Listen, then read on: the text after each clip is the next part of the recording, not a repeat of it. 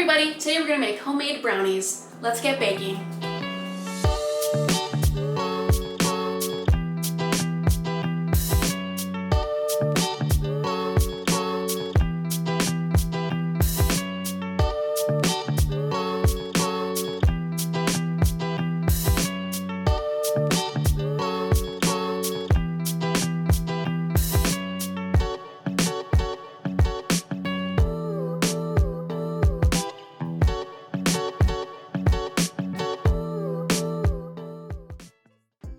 So for this brownie recipe, you are going to need 146 grams of all-purpose flour, 250 grams of brown sugar, 140 grams of butter, 5 eggs, 3 of which will be whole eggs, and then the other 2 will be just the yolks, 40 grams or 4 tablespoons of margarine or vegetable oil, 112 grams of cocoa,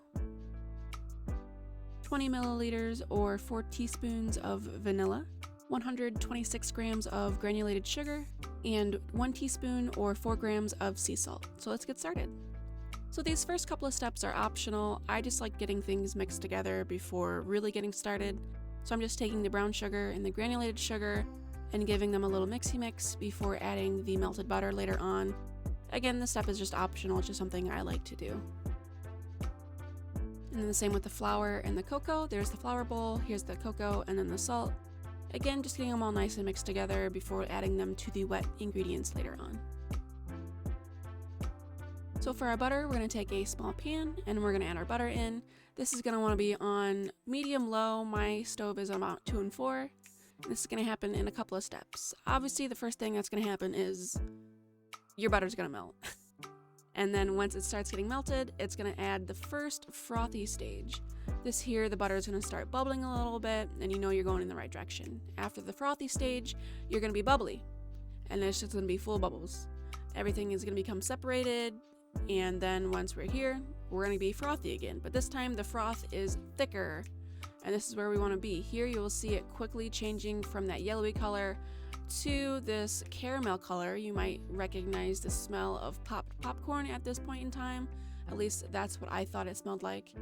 And once we get here, we're gonna go ahead and add our margarine, or if you just have vegetable oil, cook it for a little bit longer before adding it. But we're gonna melt our margarine, and as soon as my margarine is melted, I'm gonna take it off the stovetop and add it to our sugars. And our heat is going to remain on because we want to add the hot butter to the sugar.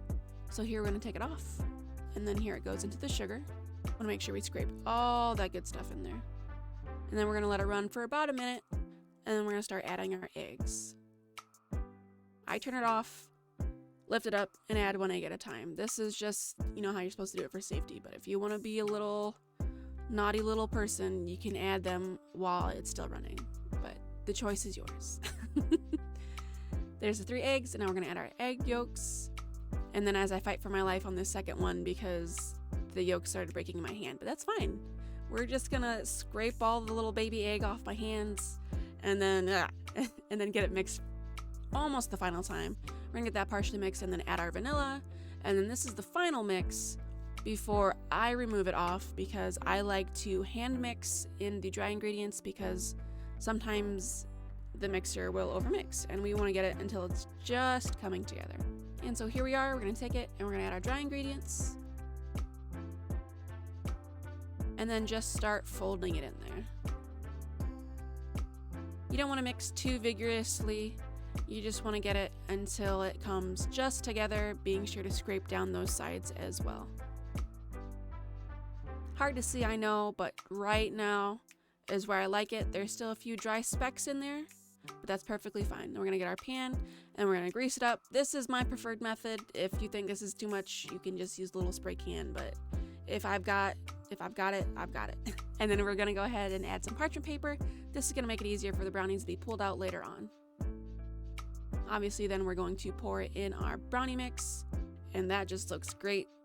I just honestly just want to eat it like it is. And then spend the next 5 hours trying to spread this out as evenly as possible.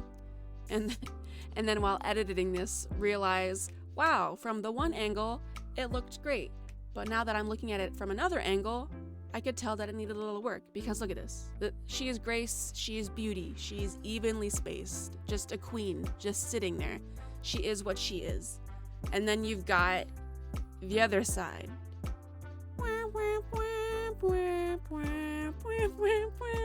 What is going on? Oh well, we didn't see it, but that's fine. It's okay. This is gonna go in the oven at 350 degrees Fahrenheit or 177 degrees Celsius. I was gonna do it for 28 minutes, but got distracted, and so she went in the oven for about 32 minutes, which was a little longer than I wanted it to, but that's okay for now.